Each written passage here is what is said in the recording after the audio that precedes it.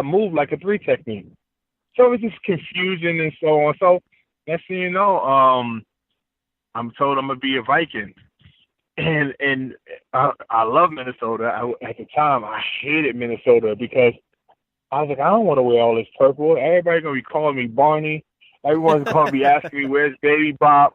You know, it's cold in Minnesota. And who wants to be in Minnesota? I'm leaving New York. It's cold, and so on. So I said, no. We that year in the draft. I don't know if you remember. On the clock, I was expected to go in the top 10, and the Vikings Kevin let the clock Williams. run out. Remember? Yeah. Yeah. And me and Kevin, who's still great friends, we we had the same agent, so we worked out together the whole off season. And Kevin said to me, he said, "Man, I just want to be the next defensive tackle taken after you." And I was like, "What?" Like, I was like, "Yo, you good, bro? Like you're a great player." Like, we was talking, and obviously we became cool and stuff like that. And next thing you know, I'm looking, and I'm just like, "Hi, Jonathan Sullivan, Dwayne Robertson, Kevin Williams," and so I was like, "Oh man, what's happening?" Like, the pictures kept coming in. Byron Leftwich, Charles Rogers. I was like, "Oh, what is? Oh man." Next thing you know, I got the phone call, and it was the Rams. The Rams was on the clock, man, and it was a great feeling. I was excited, because I literally felt that we was going to win the Super Bowl. Like, the team, I felt like, yeah, that's all they need is a run stopper. Like, I was just like, oh, this is perfect for me. I couldn't be more excited. It still gives me chills just talking about it. No, absolutely, man. I mean, it must have been crazy, the tail end of that greatest show on turf. I mean, being able to be a part of that and going up against that in practice and in camp. What was that like? I went from being how do I say it, on cloud nine once I got drafted to a smack in the face, a dose of reality, quick. It was like being the first round draft pick for the Rams. When you go in, you're expected to be the savior. So it's like you're expected to go in and me, I love the Rams. I mean, they my first team and so on. But when I went in there, I was expected to, I got drafted. I came in. Lovie Smith was happy to see me. We hugged it out and so on. Mike March was dancing, everything else and so on. Hugged it out and so on. And next thing you know, I go in the room with my D-line coach, Bill Kolar. He's like, "Have a seat." I was like, "All right, cool." Like, I'm Kool-Aid smile ear to ear. And he looks up with this little stern look, and he says, "I'm going to let you know, you're not as good as you think you are." Ooh. I didn't want to draft you. Ooh. I wanted to draft Tyler Braden. Who? And I was like, okay. Like, so I was just like, he says, "You got a lot to work on." So he's like, "Treat this year like you're a red shirt." And I was like, "What do you mean treat it like a red shirt? I'm trying to be rookie of the year." He was like, we have five first round defensive tackles." He's like, "And you still have a lot to learn." I left out day 2 of being a Ram, calling my agent trying to get traded. Wow. Did that sound? Day 2. Because I was told to sit out, but that's not the word that goes on the street. This word that goes on the street is you if you don't play, just like golf, you're a bust. Look at golf. Look at Jared Goff. He's a bust. He's the first pick. Look at this. Look at so on. He's a bust. He's a bum. Right? So before you know it, I'm sitting over there and I'm like, well, what's the situation? Why they get me? And I was told I was the best available on the board. Whether we needed the position or not, you were the best pick. You were the best available. We took the best available player. Okay, so why'd you bring me in a room where you have Ryan Pickett, Damian Lewis, Grant Winstrom, first-round pick, Eric Flowers, a trade from Buffalo, Leonard Little was getting paid like a first-round pick, and Brian Young was the starting defensive tackle. and then you add myself. So I'm in there like, where do I fit in? So no matter how hard I worked and so on, they were still trying to fill everything out. Next thing you know, everyone's talking about me like I'm not a solid player and like I'm not, a good player. So I don't know where I fit in. So my happiness with the Rams was short lived because every time I got excited about being a Ram, something happened. I did 4 years with the Rams, and like I said, I love the team dearly. But how do you have success with no consistency? Now watch how this go.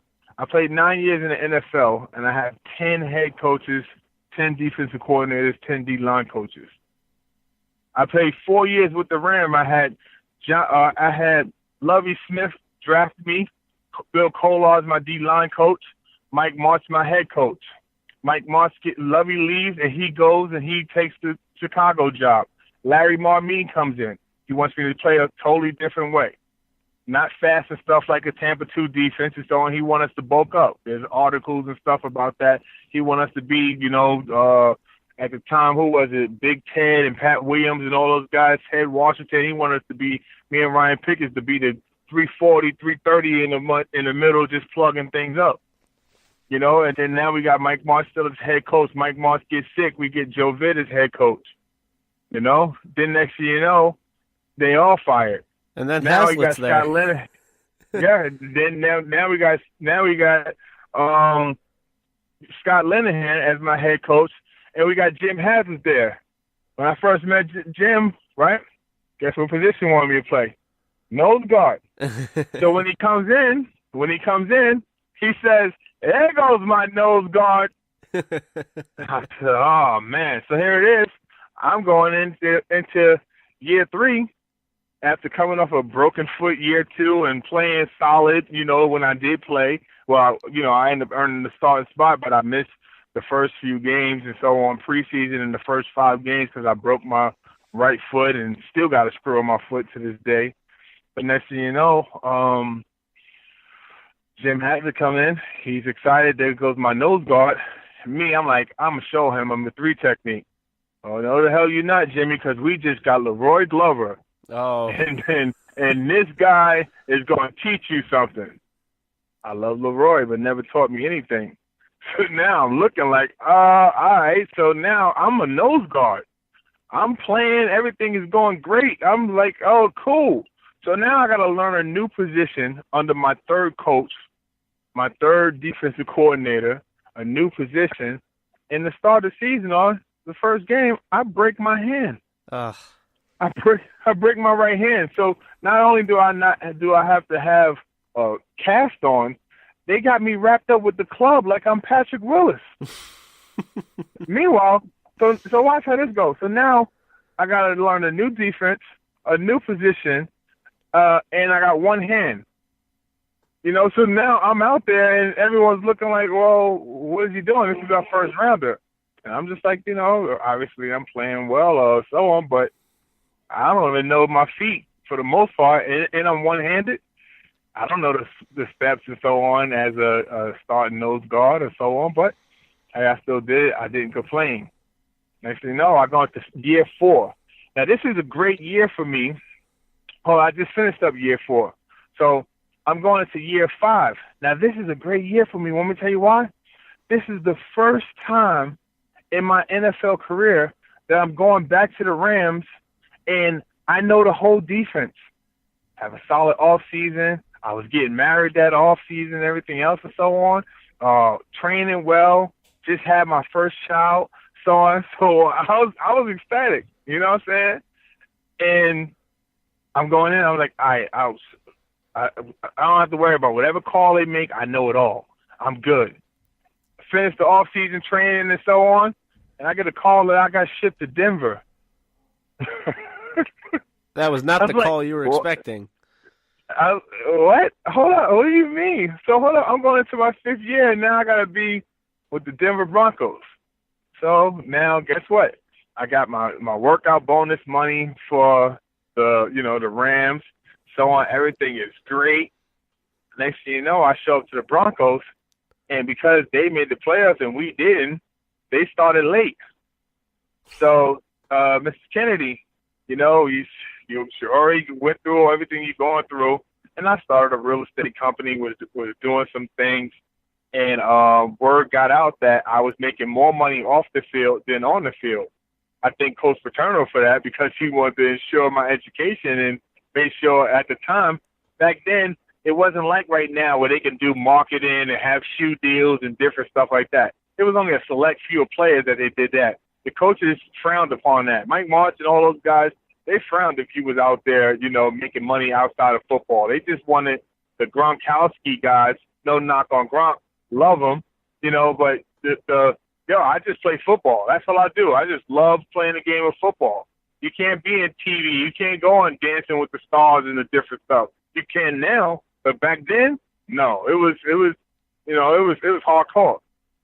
So for me, it's like, if I make $1 million on the field and I was doing my real estate and I made $2 million bucks, I might say, hey, I'm gonna reward myself. I'm gonna buy myself a new car. Well, I show up with a new car because let's say I got a $3 million salary because I made $1 million on the field or $2 million off the field. Well, my car is the same car as Orlando Pace. So now these coaches are looking like, hey, you ain't even do nothing yet to earn that car. And I'm just like, yeah, I did actually, but I didn't do it with you guys.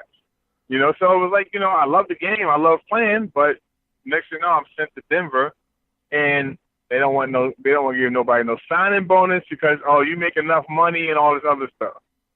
So I was told when final cut came, if you can't commit to signing without signing bonuses and everything else, if you can't commit to us, we can't commit to you. So I got let go. Now they were mad because when I got out there in the off season, I finished my workouts. So I finished my workouts with the Rams, and I was getting married in 2 weeks, and I had a honeymoon going right after that, which would have been the off season for the Rams, and I would have had my workouts completed, Yeah. So when I got out there, Mike Shanahan was like, yeah, we need you here. We need to have you learn the system and so on. And I was like, Mike, I just spent $80,000 on my wedding. I'm getting married in 2 weeks. So basically, I stayed out there until 2 days before my wedding. When I left, I was working in with the ones and the twos. When I got back from my wedding and honeymoon, I was with the fours. Now, meanwhile, it wasn't like I planned this and so on. I got married on St. Patrick's Day because it was the off season. It was like nothing going on, whatever case it be, and so on. Like, you know what I'm saying? It was like, it is what it is. I don't want to have no issues. Ain't no football, whatever. And yep, I get caught out there with Mike Shanahan, so on. So long story short, and then I did my honeymoon. I delayed it. Did my honeymoon. I was like, all right, Mike, I just got married, and then I got traded. Then now, here it is. I delayed my honeymoon. I'm going on my honeymoon after I complete my all-season workout with the Rams. I completed my all-season workout. Now I go out there to the Broncos, and they saying no honeymoons and none of that stuff. I'm like, what are we talking about? So next thing you know, on a new team, I'm in the doghouse. So I get let go, right? And every team that I went to go to visit, Seattle, the Bears, the Bengals, Buffalo, they all want to offer me a 2-year, 3-year deal. And meanwhile, I'm like, I just want to get out this first year. I mean, I just wanted to can we do a 1-year deal so I can show what I can do? I just love playing football. That's it. I just want to show what I can do. On a 1-year deal. And we go from there. No team wants to give it to me. Now, meanwhile, I got my wife at home with a 6-month, 7-month-old baby, So I'm like, I'm enjoying my time with my family, So next thing you know, I get my agent telling me, hey, you want to go, you want to play these, you got to get at least 4 games in. I mean, you'll get at least 3 games in for it to be a credited season. So no one wants to sign you to a 1-year deal. They want to develop you and have you play and steal you basically. So I'm like,